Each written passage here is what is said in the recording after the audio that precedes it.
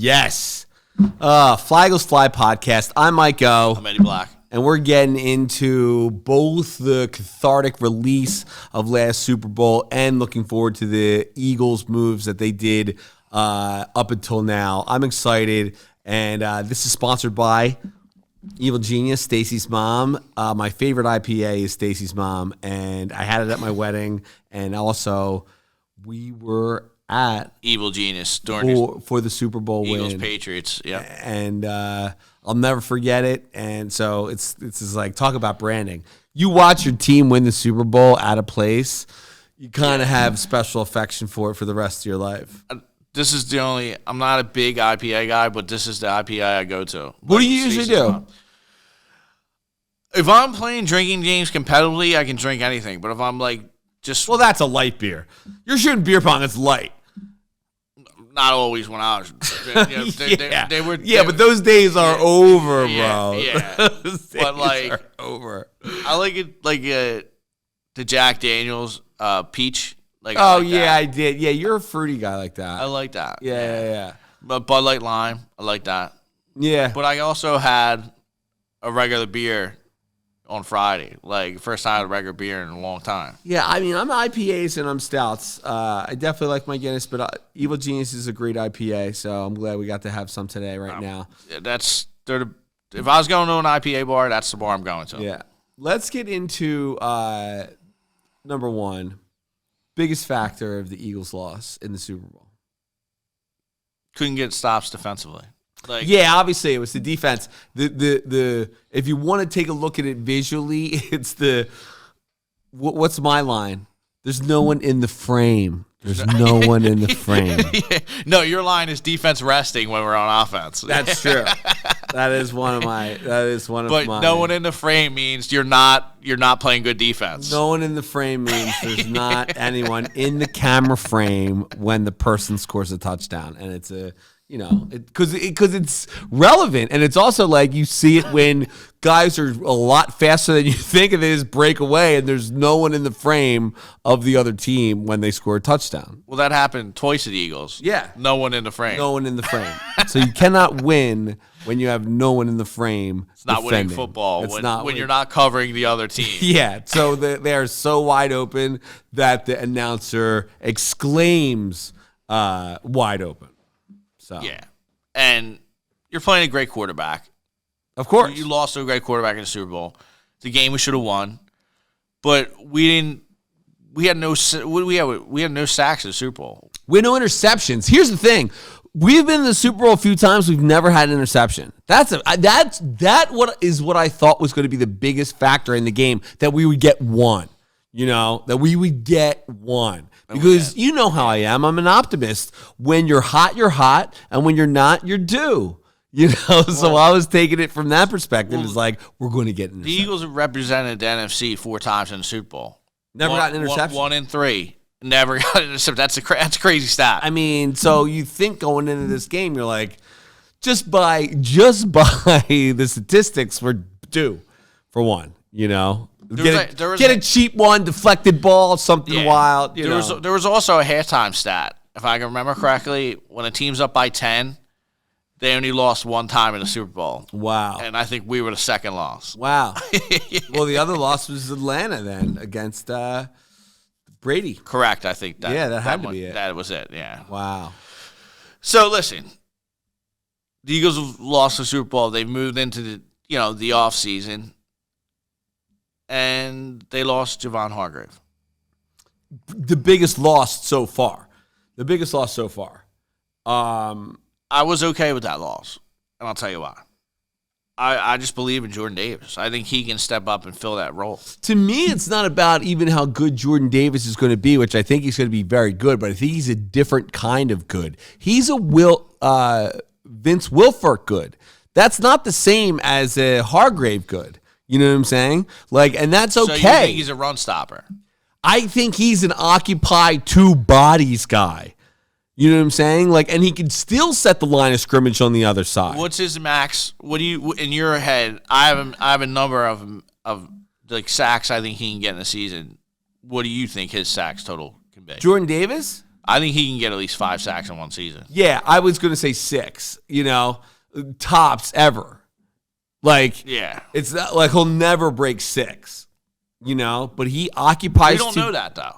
We don't, but like, but if he's doing his job, he's not getting 6. You know what I'm saying? Because he needs to eat those double teams, and I think he knows that and embraces it. Okay, yeah, and I can definitely see that strategy being utilized by the Eagles next season. Of course, yeah, that's why you drafted him. That probably stopped the run first, but you said he can be a pass rusher when you were drafting him.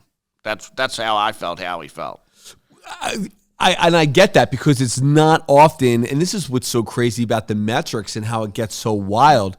He's the biggest man I've ever seen run a 40 that fast. That's why I think his pass rushing ability can be utilized. Can be real because his first step. If he could exactly, it's true. But this is what's so good about him and Cam Jurgens with Isaac leaving, and these are guys that it wasn't like you thought they were definitely staying. I think we already lucked out on the other side of the ball, but we'll get in that in a minute, too. But Isaac Seumalo of the offensive line, he was in line for a very large payday, and I had no expectations he was staying. Yes, exactly. And I just plugged Cam Jurgens in after Super Bowl, and I felt great about it. Yeah, absolutely. And you have draft picks. And you have picks. Right, contemporary. Yeah. Well, not even that. Compensatory. Compensatory. Correct. I'm sorry, Cameron. But no, but I agree with that. But I'm talking about 2 first-round picks. Like you're set up, and they're probably going to. I know what they're going to do right now. They're going to trade the 30th pick to get more picks. They're completely possible. We'll get into that in a minute, but let's focus on the losses first. So when you say expected for Isaac, which expected, I thought the same thing too. TJ Edwards, you thought maybe, I don't know, because he's undrafted, you didn't know, but it's not that big of a surprise either. It wasn't when Jeremiah Trotter left, I was hurt. Right. When TJ Edwards got signed by the Bears, I was like, all right. Yeah. What are we gonna do? Yeah.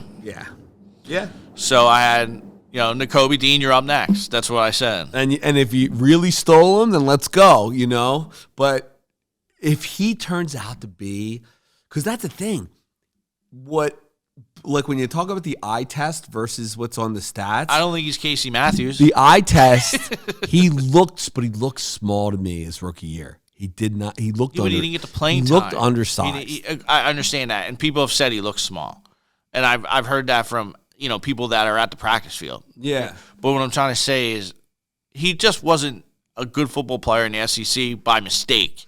True. Yeah, exactly. He is playing against the best people. But this is the whole kind of thing. He did get a red shirt year in his pro year. So, I'm hoping if he puts on 8 to 10 and keeps the speed, of course. But, people grow into their bodies. He's still 22, 23, 24, still.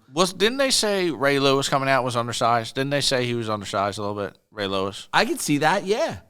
And what I'm trying to say is, I'm worried about can he get off blocks. I don't care how big he is. That's the important part for me. And that's the thing about linebacker, too, of, the instincts itself is, huge. I could see Nakobe Dean having a huge leap next year and really just taking it to the next level and us being then Howie looks like a genius. A genius again, But, yeah. But they're also going to need to – I think they're going to need to sign a linebacker. Well, because they also lost Kaiser White, who although wasn't an all-star – it's still 100 tackles, I think he had. Yeah, he did. So what I'm trying to say to you is they need a veteran presence to put next to Nakobe Dean. So, Bobby Wagner, maybe. He's still out there. A Miles Jack. What do you think Bobby's worth? Oh, if we can't get him for cheap, I'm not doing it. What's cheap? I don't know. 6? I don't know how much. I don't think he'll go for 6. I think it's going to be cheaper than that. If the Eagles happen to get Bobby Wagner, it's going to be cheaper than that. But will Bobby Wagner be like, no, I'm not playing for that cheap? That's the key. Yeah, I don't know. Bobby Wagner's got a lot of What did muscle. Alex Singleton get in the open market? $5 million? Like, that's insane, Alex. We've seen Alex Singleton play football for the Eagles, and he got, he's getting overpaid. He's getting overpaid. He got a five per?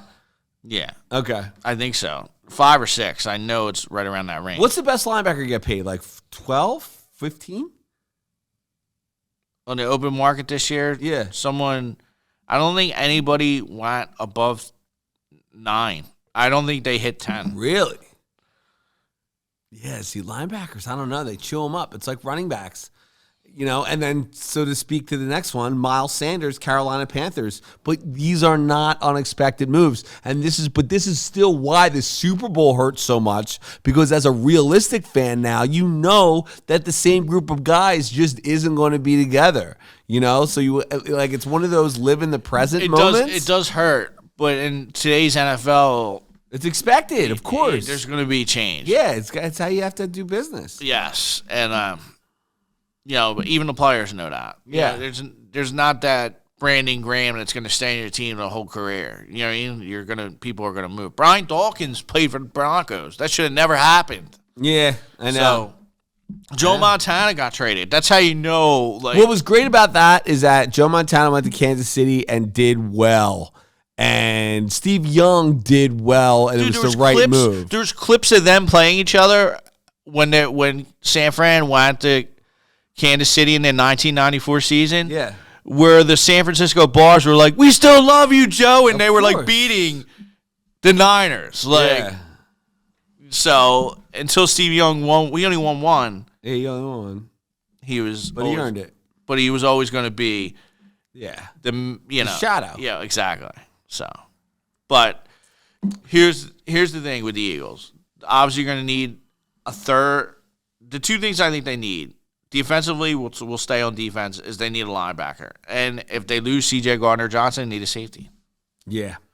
It's crazy what the market is, and with safety thing, too. Like, C.J. Gardner-Johnson has been on the market now for multiple days, and you're just worried that the other shoe is going to drop for a while now. That makes it just hasn't happened. That makes me feel better for the Eagles case. It does, too. Because it makes me feel better, too, of course. I think he wants to come back. I think there's going to be... Dude, Slay, Bradbury, and C.J. Gardner-Johnson back? The only one you lost was Epps? Yeah. That's a huge win. Even with Hargrave losses, even with Edwards losses, I thought Bradbury's out the door, and then you're hearing what happened with Slay, and then you're just like, all right, they chose Bradbury because he's 3 years younger, which honestly I get, Like, you worry about the players' level of play topping off, and Slay, you were worried about the second half of the season, and you're still worried about it. But I mean, I'm like, he's such a savvy veteran that he'll have a good enough season. He might not be all pro, he might not be Pro Bowl next year, but he'll still be top 10. He's not going to go from like. I think this team still is elite because of the things they kept. On the team. Like, this free agency went way better than anybody thought it would go. Well, to me, it's still like if you land CJ, then it's a home run. Then it's just like roll the draft and see what happens.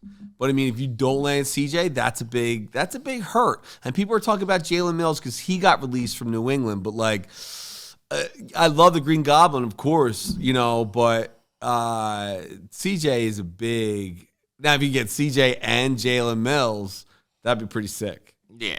And he can always slot in his corner if you need him to, Jalen Mills. Yeah. And then we got Greedy Williams, too. Which was underrated signing. I forgot about that. Yeah. Underrated signing. And I think the Eagles wanted him in that draft. Well, it's very similar, and this is what happens, I think, just in the league in general. Guys that had bad luck, it's people who it's how we be on the lookout for that. It's the same as the Rashard Penny signing of like, here's a guy that is a good running back, but has got hit with more injuries than Miles, definitely. So it's just like, all right, take a flyer on this guy running behind the best offensive line in the league. Yeah, and you know what I also said about Greedy Williams? I said, he's playing in Cleveland. Let's give him a chance to play with a real organization. And if he stays healthy, it might be like a Patrick Robinson signing. And that's how I feel. Right. No, exactly. Like the depth and the competition, I think it's going to be really good. And the more depth you have, the better football team you are. Like, the offensive line, like, if they draft an offensive lineman, I wouldn't be super mad. Like, so what do you think is going to happen? And let's transition right now into what the Eagles should do in this upcoming draft, because it's changed a lot based on what's been happening with the signings they made. I thought they were definitely going to go with cornerback because of the Slay Bradbury situation, but now very different. There's two things.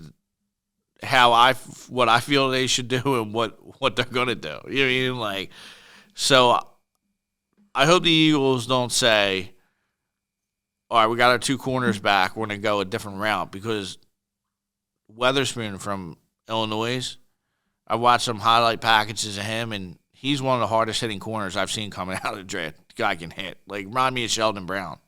The wit is, he's physical. Like, he can come up and play the run and cover. Yeah. So no, I've seen some highlights too, and Witherspoon's a baller because you think that that's the need that you have. So yeah, but there is the draft strength kind of thing. Don't fake the funk. Don't trick yourself, like, and say, oh, we got corners. If you think he's the best guy on the board, draft him. Yeah, agree. Good point. So, but what direction do you think they'll go? Do you think they'll take him if he's there? Because I think they're going to go. I think it's going to be an edge rusher or an offensive lineman. That's what I think. I think it's going to be an edge guy. I think it's going to be an edge guy because you can't sit on that. You got Sweat. Brandon's coming back. Another big thing. Fletch is coming back. Another big thing. Yeah, you got to look at Kelsey's coming back. I mean, like. So you think it's going to be a defensive edge rusher? I think it's going to be an edge guy, yeah. At 10? It depends, but like. If Carter drops to 10, you taking Carter? Yes, the defensive tackle from Georgia. I am too. Yes, absolutely. If he drops to 10, I don't care. He's on probation. It'll be fine. He's allowed to play. Yeah, he's allowed to play.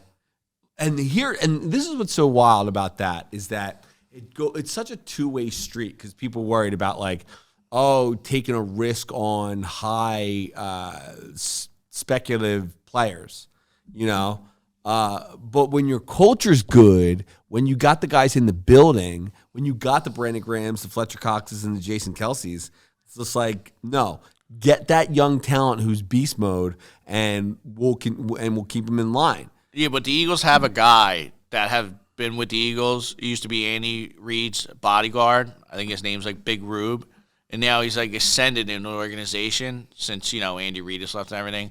And, like, they send him down to check on guys now, like, to get the read on if the Eagles should draft the guy or not. Like, and they've already sent him down to Jalen Carter? to see, like, what's going on with him. Like, wow. Because. How big is he? I didn't know this.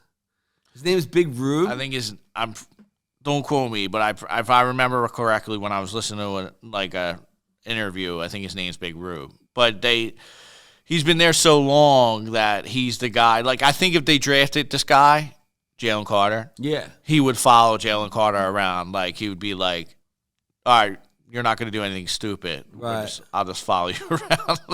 Wow. Which organizations need to do that now because they can't trust their players. Well, it's just like anything else. It's like the old saying, trust but verify. It's like, yeah, you trust them, but you got to verify in the beginning because you're spending a ton of money about someone who has zero track record on this level, And the transition from college athlete who's always been a baller versus a professional totally different. Where you're not like, you ain't shit as a rookie in the NFL. You know what I'm saying? And you're coming off like I was the toughest, baddest ass dude at a high-end college, and now I'm here, and like I'm the 7th baddest dude in this locker room. Yeah.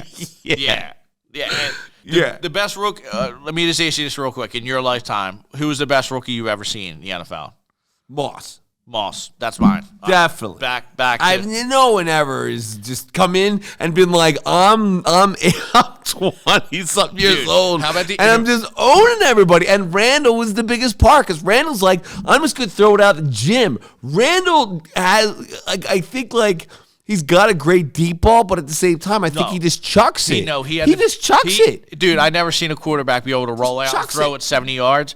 And Chris Carter was interviewed about the 98 Vikings, and he said, we forgot what Brad Johnson hurt because Randall Cunningham was playing so good. When Brad got back, they were like, you can't go back in. And Randy Moss, before the season of his rookie year, was like, I'm going to come in and wreck this league. And he says as a rookie, and then goes out and catches 20 touches. Yeah. Does it. It was insane. Yeah. Randy Moss's rookie year was something I've never seen before, and you will never see. And the Eagles sucked. And you had him. You could have got him. No. We could, but this is exactly it. This is Moss. This is Sapp. This is Moss. This is Sapp. This is exactly what we're talking about with this big Rube stuff. Because we passed on huge generational talents in both Moss and Sapp because we were worried about character issues. Yeah. But the other thing about that season, and I agree with that point 100%, is that people in Philadelphia got to vote because there wasn't all these, things like how you can access games today, and people kept voting for the Vikings to be on after the Eagles because the Eagles, sucked. So a lot of Vikings games were on because of Randall Cunningham. Yeah, definitely. In the Philadelphia area. It was an unbelievable run for them, and just the fact that we could have drafted Moss. That's who I wanted. I wanted us to draft Moss that year. So we drafted Trey Thomas, I think. Was that Trey Thomas year? So you got him. He was a great player. Yeah. At least it wasn't wasted. It wasn't John Harris. At least it wasn't wasted. Yeah. It's true. But Moss. But for the Eagles' sake, I don't care who the player is. Just make sure the player is a stud. You're drafting at 10, and you might draft, trade back or try to move up. But just make sure you know who the player you identify as the stud. Make sure he's a stud. Draft him, and make sure he's a great player. Don't draft Danny Watkins. Yeah, I mean now it's 250 players get drafted. How many players get drafted? I think 250. Yeah, so I mean, that's what everybody was like with the Brock Purdy stuff. How'd you miss him and blah blah blah. It's sometimes I liked him in college. I didn't think he was going to be good in the NFL, and he was obviously very well. But I mean, is he really good in the NFL, or did he have a good? He had a good. He had the best supporting cast. Yeah. He had weapons. He had the best coach to help him as a rookie quarterback, and the system was very good for him to operate in. Yeah, because I mean, from my experience, systems make players. In the beginning, you do have to be a game manager, no matter who you are. Like Ben Roethlisberger, Brady was. Everybody is in the beginning. It's everybody knows a running game is a quarterback's best friend. Everybody knows good defense is a quarterback's best friend. Joe Montana wasn't Joe Montana in 1982. But he became Joe Montana as the years evolved. And this is what we have to say about Hurst. No matter what, how could you not? It's just so unbelievable the Eagles franchise and being an Eagles fan right now because you thought you had the prodigy in Carson Wentz, and he's not even going to be in the league next year. He's begging. He's begging people to be in the league. That's a real possibility. And you thought you had the prodigy who would lead your team for the next 15 years. Now you have Hurts, who's a quote machine, who's what he says should be on workout posters across every gym in the country. And there's no one you'd rather root for than this guy. Fact, there isn't. There isn't. We were wrong about Hurts. We were both wrong. I thought he was limited, but you.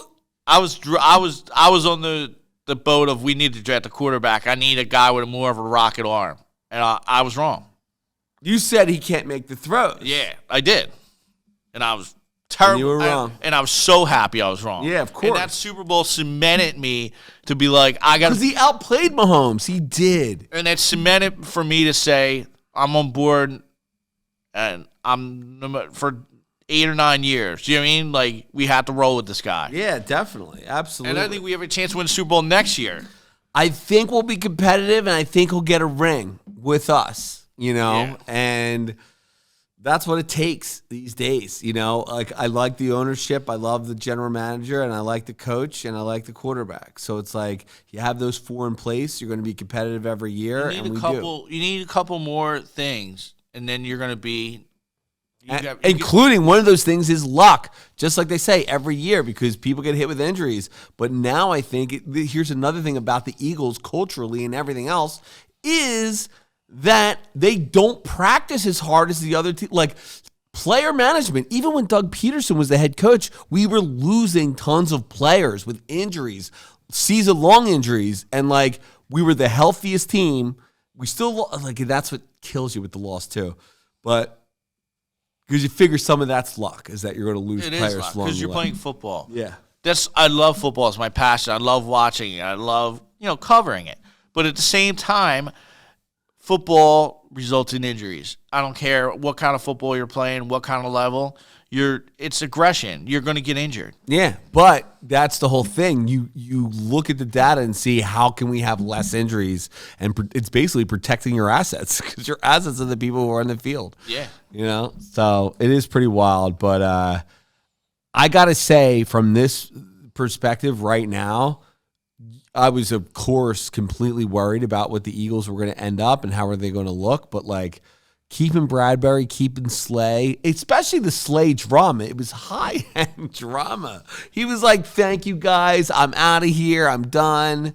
And then we end up keeping him, right? That was wild. And it was for a cut price, too. We reduced salary. Yeah. And the other thing is, on offense, I'm transitioning to offense. We need another third receiver. Yeah, we can definitely improve from Quez based on what might be out there. I mean, who are you thinking? You have anyone in mind? Or are you thinking draft? Nelson, I was just throwing names out there. Did you say Nelson Aguilar? Nelson Aguilar. No way. Yeah. Is it possible? Or maybe like the third receiver is going to be like the fifth or sixth option. If Julio Jones has 1 more year left, maybe pick up a Julio Jones. Whoa. We got to get back to this. Is Nelson Aguilar a possibility? Is he on the market? He's on the. I'm pretty sure he's in. Because he was with the Patriots, yeah, right? Because they just signed Juju Smith-Schuster. Oh, did they? Yeah, so I think Nelson Aguilar is going to be gone. So. Oh my God! I mean, it'd be worth it just for the soundbite of. He's catching babies. Yeah. Unlike Aguilar with his mishaps, that was the best part. That was mishaps. Funny. He's been good since he left Philadelphia. He's been solid. Everybody knows. I mean, it's so glossed over. 85 yards in the Super Bowl, huge game, multiple first down catches. We don't win the Super Bowl without Aguilar. I agree, but that's what I'm saying. Like he can do it in the Super Bowl. Quez Watkins got one opportunity, and if you catch it, you win the Super Bowl. It's probably percentage-wise, your percentage goes up if you catch that ball and he drops it. Yeah. Not good enough. Yeah, it happens. Like the blue chips line. Not good enough for me, not good enough for you, not good enough for anybody. Wow. Aguilar back would be hilarious. It would be hilarious. It would be. So yeah, but you're just looking So I'm here for it, is what I'm telling you. I'm here for it. If we sign Aguilar, I look at it as because, I mean, he's the fourth option. Because you go AJ 1, Devontae 2, Dallas 3. He's the fourth option. That's what I'm saying. And I'm not trying to transition from Nelson, but say there's a Julio Jones out there that's looking for a Super Bowl, and he's like, man, I could really win one here. Like Randy Moss with the Niners at the end. Like, you pick that guy up. Yeah, you try. Yeah. It's like we did this year with Sue and Linval, and they weren't wrong to pick us. People are going to want to play with Hurts now. Yeah. Because they've seen it. They watched it, just like every other fan, because they were at home, too. And like this guy's a quote machine, man. He makes me want to get up and fight. Yes. I'm here for it. So whoever they choose, I'm sure Howie will have a strategy towards it. Yeah. Because I trust him. And I believe he's going to sign another veteran linebacker. So you think 10, we draft Edge, the guy from Northwestern, you think? Did you say Edge? You said Edge. I thought... Corner, if Witherspoon's there? I think it'd be tough to pass on him. He is pretty good. But you have 2 first-round picks. Now, if Howie wants to get, roll the dice, because he usually don't like to have 2 first-round picks, but if you're like, hey, we can win the Super Bowl, we can get there again, maybe you draft 2 first-round people. Maybe you don't take the picks. So, we'll see how that, oh, man. how it turns out. Yeah. I would like to see, now that we have the cornerbacks and we got Greedy, I'm thinking Edge And then I'm thinking if we can get the Alabama running back at the end of the round. Oh, you want a running back? Well, at the end, at the 30th pick, at the 32nd pick, or 31st. If they draft a corner and an offensive lineman, I'd be happy to. Like, I know that. Yeah, I know. Because you want to keep. I know the philosophy in check. I know. Well, no, he usually don't draft a corner, but he didn't. He drafted Sidney Jones high. You know what I mean? I think that was second round, though. And we drafted Eric Rowe was the second rounder. Eric Rowe was the second rounder. He's going to know what he wants to do, and I believe in him, and I think he understands now he wants to stay in the SEC. So, listen, I know we've been Georgia and Alabama guys. I know I'm recommending, Big Ten Illinois corner. So if he chooses not to go that route, I would understand his philosophy. Right. Because he's got burned with the TCU. Yeah. Like and right there's after. Another receiver from TCU that's going to go in the first round. I bet you we won't be drafting him. No. Yeah. It's weird how certain colleges work out for you. Just draft from if it doesn't work out and you draft in the SEC, you say, well, that's just the way it goes. You know what I mean? Because obviously he's been drafting from the SEC lately, and he understands that's the elite football. Yeah. So I mean, from my perspective, this offseason could have been a nuclear disaster, and instead right now we lost who we've lost, reload the best you can, and then put Hurts out there. Might be still the best in the NFC right now. Well, that's a whole other thing too, because Aaron Rodgers is gone. So it's like looking at the quarterback field. If you have the advantage at quarterback, you have the advantage in 90% of the games. Like the other team has to overcome a lot. Yeah. And if Aaron Rodgers goes to the Jets, which he's going to go to the Jets, Hurts might be the best quarterback in the NFC. Am I right? Of course. And that's what everybody is kind of thinking. And it's like, that's why here's what's most importantly, it's not even about Hurts being the best quarterback in the NFC. It's him being at least top 3 in the NFC. And I'm not afraid of anybody in the top 5. So it's like, let's go down the list and let's buckle it up and let's play football. That's why you need to replace the third. And that's why I'm glad the Giants third wideout. And that's why I'm glad the Giants signed Daniel Jones, because it's like I can compete against Daniel Jones for as long as he's a Giant. I'm fine with that.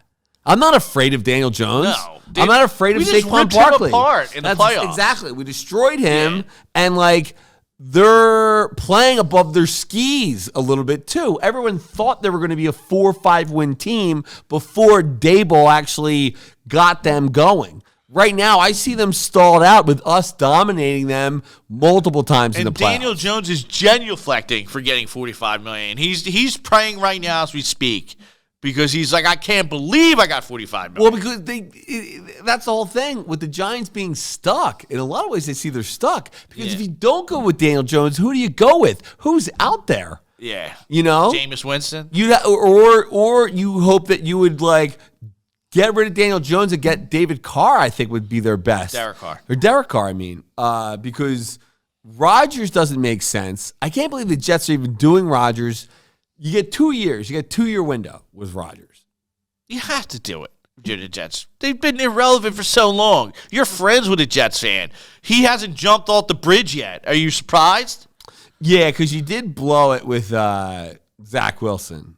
Yeah, he's not good. He's not. And listen, I'm not saying that he's going to be out of the NFL, but maybe sitting behind Rodgers for 2 years will help him. And because it looks like they're going to keep him.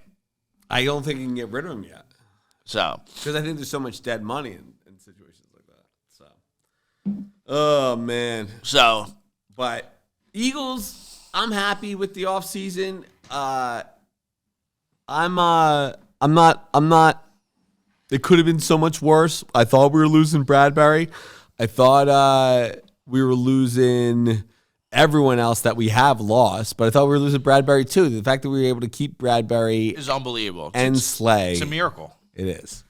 So I'm excited about the season, of course, and I think that everyone's gunning for us now, of course. We're in a situation where after we won the Super Bowl, where everyone, is aiming for. There's a Super Bowl hangover. I agree with that. But I believe this team is so talented they may be able to calm the Super Bowl hangover. Well, I obviously don't think they're going to win the same amount of games they won this year, but at the same time, they're going to be competitive, and I think there's a we're chance still the team who knocks, I still think there's a chance they get the 1 seed again.